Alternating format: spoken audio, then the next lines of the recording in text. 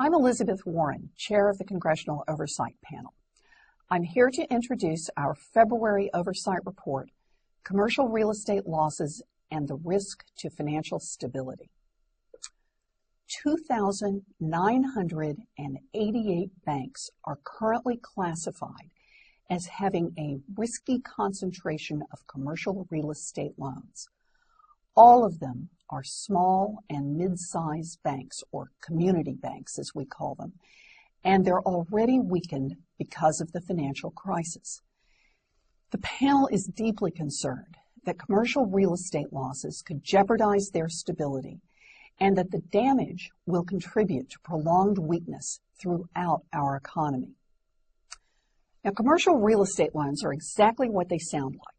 The loans taken out by developers to buy, build, and maintain commercial properties. If you live in an apartment, work in an office building, or shop at a mall, then you've probably spent time in a building that owes its existence to a commercial mortgage.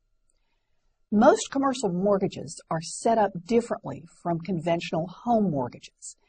In the commercial mortgages, the borrower makes payments of the interest and a little principal, but the loan comes due in 3 to 10 years, and the whole principal must be refinanced again.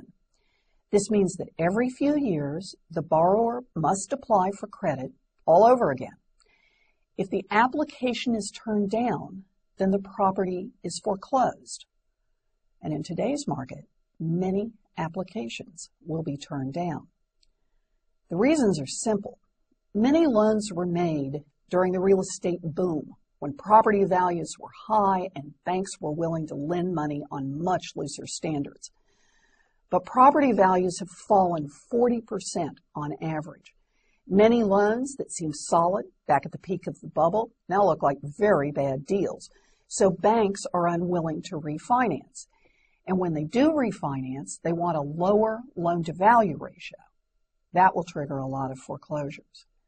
Now, there were plenty of mistakes. During the good times, many investors in their banks assumed that the happy days would continue forever, that shoppers would keep shopping, vacationers would keep vacationing, and the American economy would keep buzzing along.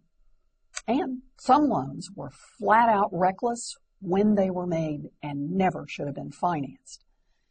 But either way, about $1.4 trillion of loans are due for refinancing between now and 2014.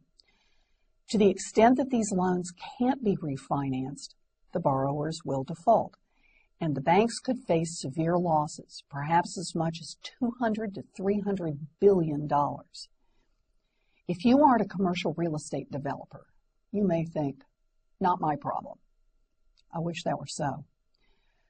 A big enough wave of commercial mortgage defaults would trigger economic damage that would touch the lives of every American.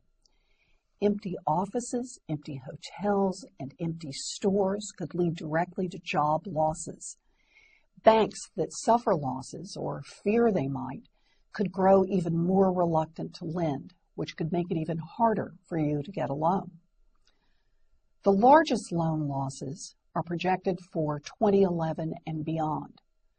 But the stress tests conducted on big Wall Street banks last year examined their stability only through 2010. Even more significantly, community banks tend to hold much greater concentrations of commercial real estate than big Wall Street banks, but community banks never underwent any stress tests at all. In total, nearly 3,000 community banks, that's nearly 40% of all the banks in America, have what the regulators call concentrated commercial real estate holdings, which means they have a very high proportion of commercial mortgages on their books and are at particular risk of being overwhelmed.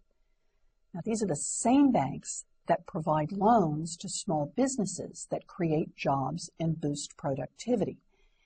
If hundreds of community banks go under, the effect could be to dump sand in the gears of our economic recovery.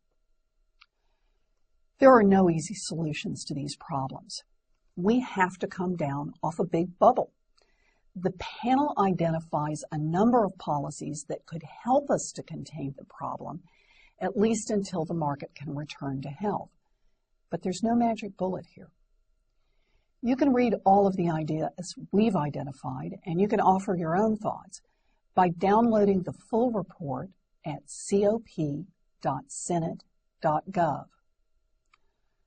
America's economy is already under tremendous stress, and our banks are still struggling to recover from a financial crisis of historic proportions. There is a real chance that commercial real estate could deal severe blows to this already strained system. Let us be clear. The government cannot and should not rescue every bad loan or keep every bank afloat. But neither can it turn a blind eye to the dangers of unnecessary bank failures and their impact on communities. We need to start now, before the system is on the brink of collapse, to work out a plan.